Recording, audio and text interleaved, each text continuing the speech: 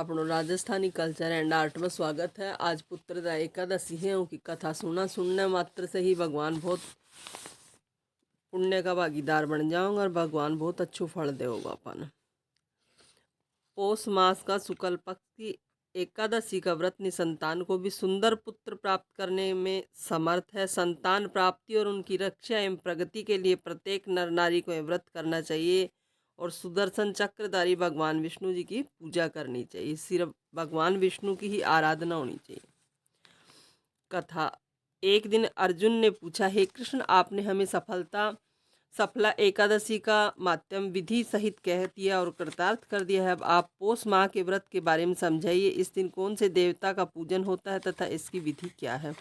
इस पर श्री कृष्ण भगवान बोले, हे राजन, पौष की शुक्ल पक्ष एकादशी का नाम पुत्रदा है। इसका पूजन विधि से करना चाहिए और इस व्रत में नारायण भगवान की पूजा करनी चाहिए। इस पर और अचर संसार में पुत्रदा एकादशी व्रत के समान अन्य दूसरा व्रत नहीं है। इसके पुण्य से मनुष्य तपस्वी, विद्वान, धनवान होता है। इसकी एक कथा है, उसे सुनो। भद्रावती नगरी में सुकेतुमान नाम का एक राजा राज्य करता था। वह निसंतान था। उसकी स्त्री का नाम सेव्या थी। वह सदैव निपुत्री होने के कारण चिंतित रहती थी। उस पुत्रहीन राजा के पितर रो रो कर पिंड लेते थे। इसके बाद हम कौन पिंड देगा। इधर राजा को भी बंधु बांधव, मंत्री, मित्र, राज्य, हाथी, घोड़ा आदि से भी संतोष नहीं होता था। उसका एकमात्र कारण पुत्रहीन होना था।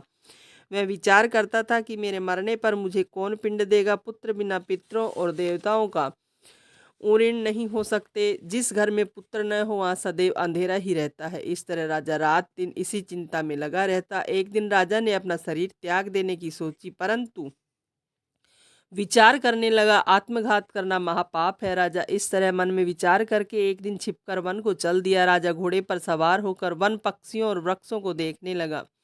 उसने वन में देखा कि मृग, बाघ, सूअर, सिंह, बंदर, सर्प आदि भ्रमण कर रहे हैं। हाथी अपने बच्चों और हथीनियों के बीच घूम रहे हैं। उस वन में राजा ने देखा कि कहीं तो सियार कर्कश शब्द कर रहे हैं और कहीं मोर ध्वनि कर रहे हैं। वन के दृश्य को देखकर राजा को सोच विचार में दोपहर हो गई। अब राजा को भूख और प्यास लगने लगी। वह सोचने लगा कि मैंने अनेकों यज्ञ किए हैं और ब्राह्मणों को मधुर भोजन कराया है, परंतु फिर भी मुझे यह दुख क्यों मिल रहा है। राजा प्यास के कारण बहुत बेचैन होने लगा और पानी की तलाश में आगे बढ़ा। कुछ ही आगे जाने पर उसे एक सरोवर मिला। उस सरोवर में कमल खिल रहे थे। उस सरोवर में सारस, हंस, मगरमच्छ आदि जल क्रीड़ा कर रहे थे। उस सरोवर के चारों तरफ मुनियों के आश्रम बने थे। उस समय राजे के दाहिने अंग फड़कने लगे। राजा मन में प्रसन्न होकर सरोवर के किनारे बैठे हुए मुनियों को देखकर घोड़े से उतरा और दंडवत करके उनके सन्मुख बैठ गया।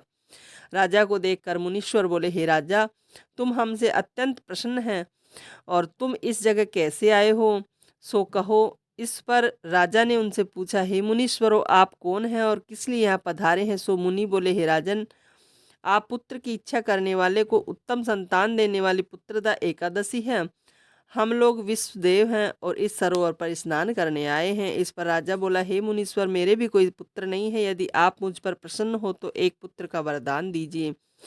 मुनि बोले, हे राजन, आज पुत्रदा एकादशी है और इसका व्रत करें। भगवान कृपा से आपके अवश्य ही पुत्र होगा। मुनि के वचनों को सुनकर उनके कहे अनुसार राजा ने उस दिन पारायण किया और मुनियों को प्रणाम करके अपने महल को वापस आया। रात्रि में रानी ने गर्भ को धारण किया और 9 माह के पश्चात उसके उत्तम पुत्र रतन पैदा हुआ। वह राजकुमार बड़ा होने पर अत्यंत वीर, धनवान, यशस्वी और प्रजापालक हुआ। श्री कृष्ण भगवान बोले, हे राजन, पुत्र की प्राप्ति के लिए पुत्रदा एकादशी का व्रत करना चाहिए। जो मनुष्य इसका माहात्म्य स्वर्ण व पठन करते हैं उनको स्वर्ग मिलता है। बोलिए श्री कृष्णचंद्र भगवान की। यह कथा अवश्य सुना करो। कोई उपवास भी नहीं करे तो कथा सुनना बहुत ही फलदायक हो।